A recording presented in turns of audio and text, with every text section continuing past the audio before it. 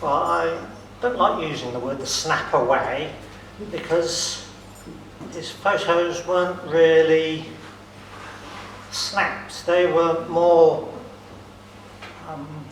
compositions, because you didn't really appreciate what he was up to when he was buzzing around.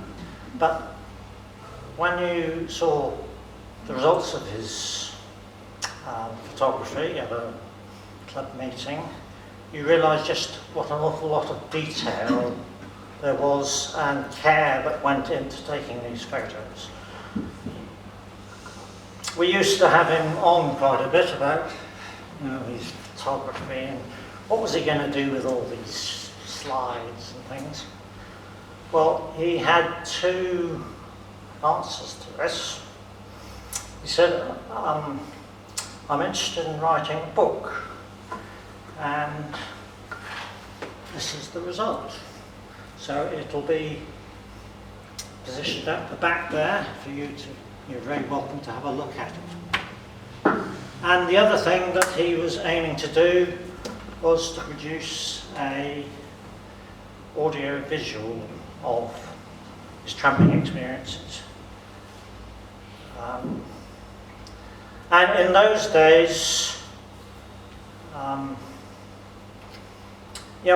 nowadays with digital photography and computers and things, the amateur can put together a very professionally looking production. But just remember, this was over 40 years ago, and Geoff was very much feeling his way, trying to learn from other people just how to present it all. So what we're about to see is the result of all that, and it's still very much, it's all about tramping. And the other thing I'll say, that most of the photos taken in it were taken on club trips, so it's very relevant to this gathering we have today, of reminiscing about previous trips. So I'll hand over to Geoff and let him.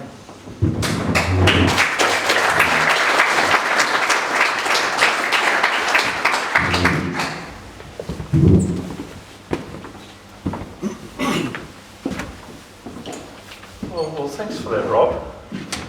I mean, when we were out there doing all this, I don't think we could have ever imagined all these years later we would be here to share what we did in those very early days.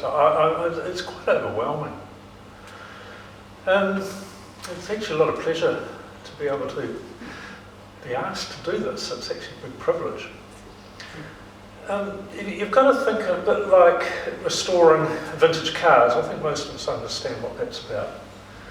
And so I've gone back to something in almost a vintage period, and I've tried to restore what my wife and I presented all around New Zealand, actually, back in those days. So it's scanning, editing off the mould, trying to get the colours really, really professionally right, and even rescuing the soundtracks we did use back in that time. So it's photo editing, sound editing, mastering, if you want to call it that. But I suppose I do want to say a little bit about how this came about.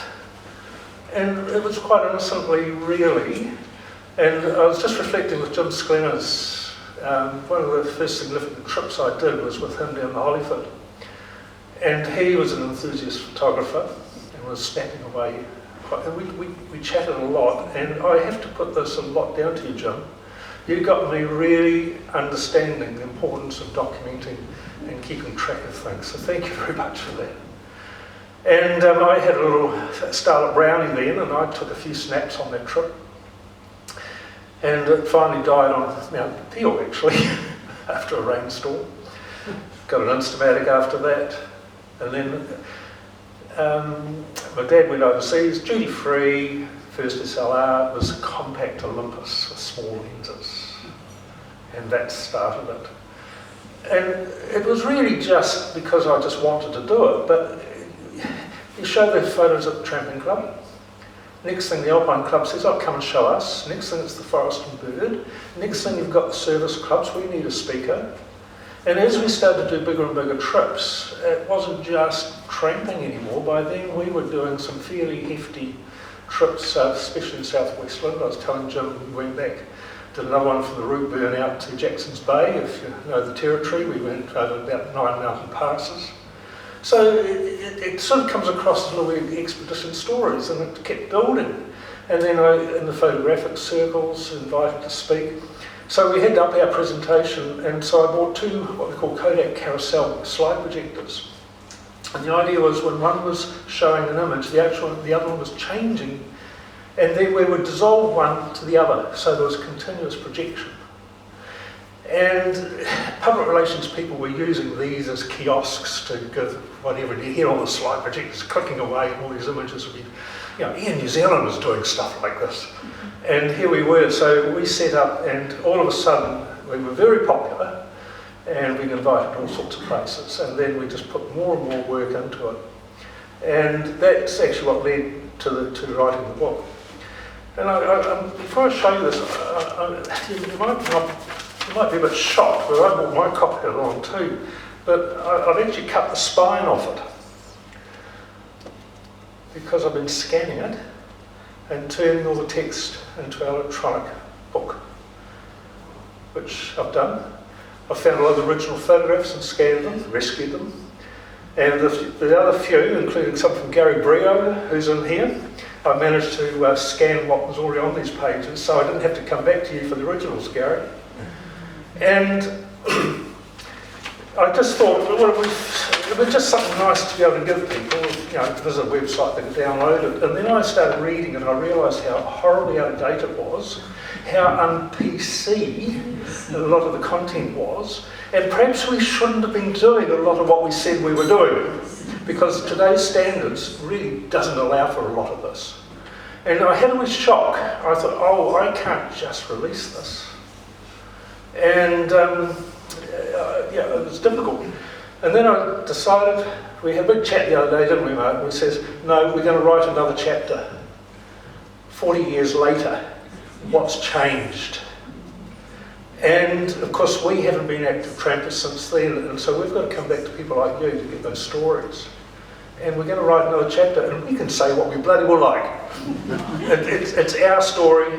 We're documenting the way it is, and to hell with what all the officials say. Okay, so that's the story. So just there's no narrative with this. This is just a journey. It's a bit hypothetical. Start on the East Coast, up the rivers, over the hills, over the mountains, into the West Coast, and back again. So it's just sit back and enjoy the visual and audio experience, please.